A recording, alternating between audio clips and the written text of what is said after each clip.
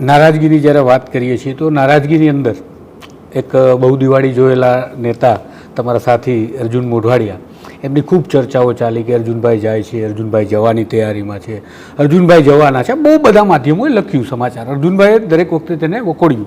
પણ એક વાત તો સ્પષ્ટ છે કે એક લાર્જ સ્કેલ ઉપર એક વાતને એવી માનવામાં આવે છે કે અર્જુન મોઢવાડિયા કોંગ્રેસમાં ક્યાંક ને ક્યાંક પોતાની નારાજગી તો વ્યક્ત કરી રહ્યા છે, પણ કોઈ સાંભળતું નથી. આ વાતમાં કેટલું તથ્ય? અર્જુનભાઈએ પોતે જ ખૂબ સરસ રીતે સ્પષ્ટતા કરી છે અને વારંવાર કરી છે, જી.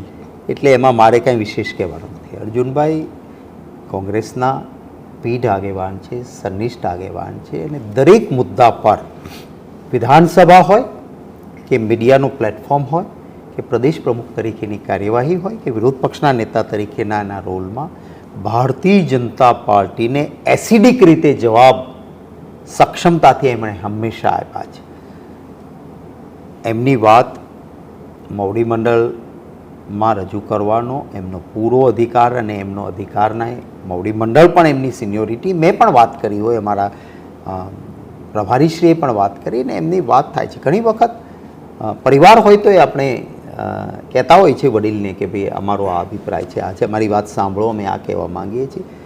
એ સિવાય હું તો એ કહીશ કે કેટલીક વખત કેટલાક મિત્રો બિનજવાબદારીપૂર્વક જ્યારે કોઈ નેતાનું ચારિત્ર, આજે એક યુટ્યુબરે જગદીશભાઈ ઠાકોર માટે લખ્યું કે જગદીશભાઈ ઠાકોર કેસરીઓ કરશે. જગદીશભાઈ મને તરત જ ફોન કર્યો કે શક્તિસિંહ, આપણે વકીલ એક શોધી અને આના સામે ડેફોમેશનનો દાવો દાખલ કરવો છે. આ મારું ચારિત્ર્ય હનન છે, મારી પ્રતિષ્ઠાને નુકસાન છે, હું કોંગ્રેસ છોડવાનો નથી અને છતાં આવા સમાચાર મૂકે છે. મારે વકીલ તમે સમજાવ્યો અને મારે આના સામે આ બદનક્ષીનો દાવો દાખલ કરવો છે અને એક ક્રિમિનલ કમ્પ્લેન પણ કરવી છે. હું તો વિનંતી કરીશ આપના માધ્યમથી, પ્રેસનું ફ્રીડમ છે, મેં પણ જર્નાલિઝમ કર્યું છે અને જર્નાલિઝમના કેટલાક પાયાના એથિક્સ છે. સાચી વાત છે. તમે કોઈની વિશે તમારે આવેલા સોર્સની વાત કરો અને લખો તો એ પહેલાં એનો કોટ લેવો જોઈએ, એની સાથે વાત કરવી જોઈએ. માત્ર માધ્યમો, સમાચારો, સોર્સને આ તે કરીને કોઈનું ચારિત્ર્ય ખંડન આપણે કરીએ છીએ તો એક એક એથિક્સ કોડ હોવો જોઈએ અને આપણી પોતાની પણ, દાખલા તરીકે મીડિયાની કોઈ ચેનલ છે એની પોતાની પણ એક ક્રેડિબિલિટી બિલ્ડ થતી હોય છે.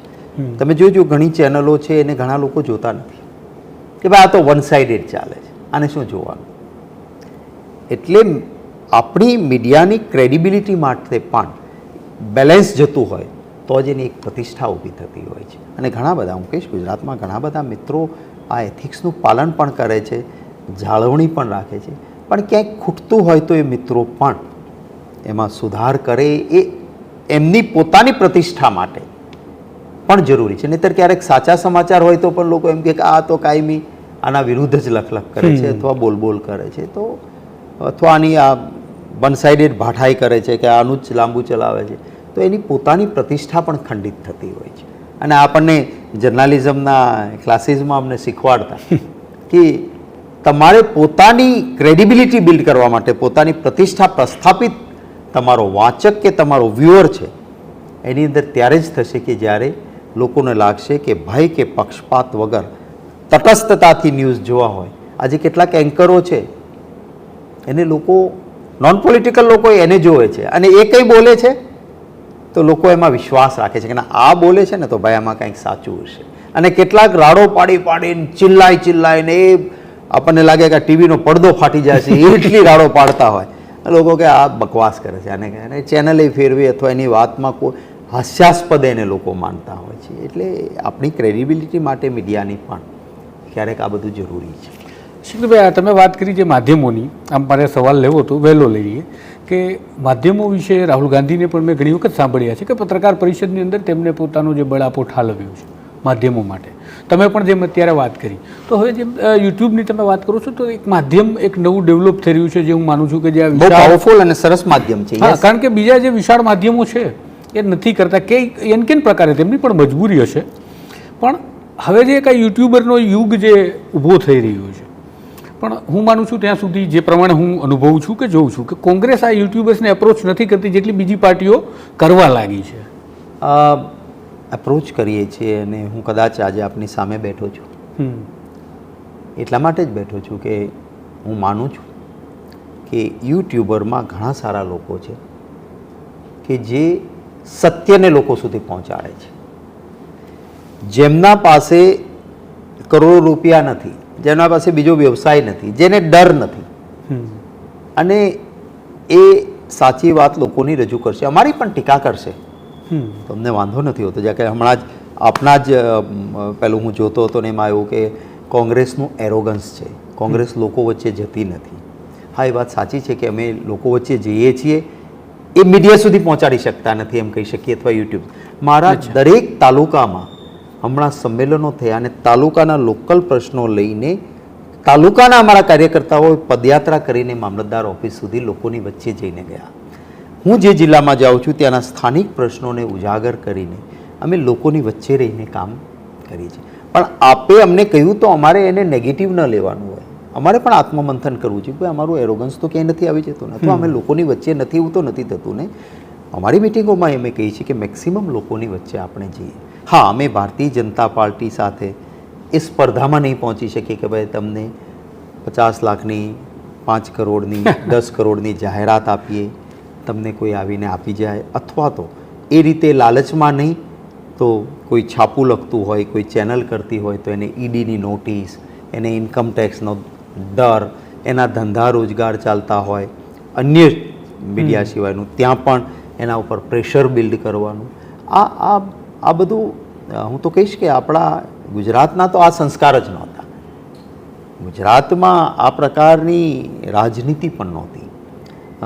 હું પોતે મિનિસ્ટર હતો અને બપોરે કેટલાક મિત્રો મીડિયાના એ મારે ત્યાં ટિફિન આવતું ને જમવા પણ આવતા, પણ એ આવનાર વ્યક્તિ જ બીજે દિવસે મારું વિરુદ્ધ પણ એને સમાચાર લખે તો લખે. એનાથી એ એમનું પ્રોફેશન છે, એમણે કામ કરવાનું છે. હું આરોગ્ય વિભાગનો મંત્રી હોઉં ને સુરતમાં પ્લેગ આવેલો હોય ત્યારે મારી ટીકા કરતો એક ઇંગ્લિશ અખબારમાં જબરજસ્ત લખાયું, અને બીજે દિવસે વિધાનસભામાં એમને સંકોચ થયો તો જે પત્રકારની બાયલાઇન સાથે હતું એ ન દેખાયા, તો મેં સામેથી બીજા મિત્રો આવ્યા એને કહ્યું યાર કાલે કહેજો ને આવે મારે કામ છે કરીને. બીજે દિવસે એને જમવા ફરીને બોલે, અને મેં એને યાદ પણ ન કર્યું કે તમે મારા માટે આટલું બધું એસિડિક શું કામ લખ્યું. નહીં, એમનું કામ છે અને મારે વાંચીને મારી તો ભૂલ નથી થતી ને, મારે સુધારવાનો પ્રયત્ન કરવો જોઈએ, નહીં કે એ પત્રકારને દબાવવાનો, ડરાવવાનો કે લાલચ આપવાનો. અને આ જે એક પ્રથા આજકાલ આપણા ત્યાં શરૂ કરી છે ભારતીય જનતા પાર્ટીએ, મને લાગે છે આ એક લોકશાહીનો મહત્ત્વનો આધાર સ્તંભ છે. અને મને આનંદ છે કે બદલાતા સમય સાથે social media as a most powerful media એમ કહી શકાય. આપણા યુટ્યુબ ઉપર આપ મૂકતા હો, આપના ઇન્સ્ટાગ્રામ પર આપ મૂકતા હો. મને દાખલા તરીકે હું પાર્લામેન્ટમાં મારી સ્પીચ હોય તો ટીવીની ચેનલમાં ભલે ને 1 મિનિટ કે 1.5 મિનિટ બતાવે ને એ લોકો સુધી ન પહોંચી હોય, પણ એ જ કોઈ યુટ્યુબરે એને મૂકી તો એ લાખોમાં, મિલિયન્સ ઓફ પીપલ એ લોકો જોવે છે, એ વાયરલ થાય છે અને લોકો મને કહે છે કે અમે તમને ત્યાં જોયા. એટલે આ એક સરસ માધ્યમ ઊભું થયું છે અને જરૂર અમારે યુટ્યુબર મિત્રોને હું અભિનંદન પણ આપીશ કે બહુ જ સરસ કામ કરો છો તમે. ડરો મત, રાહુલ ગાંધીજી કહે છે એમ તમે વગર ડરે સરસ રીતે સમાજના પ્રશ્નો પણ ઉઠાવો છો. એ આવકારદાયક છે, હું સેલ્યુટ કરું છું, આનંદ છે. જી સર.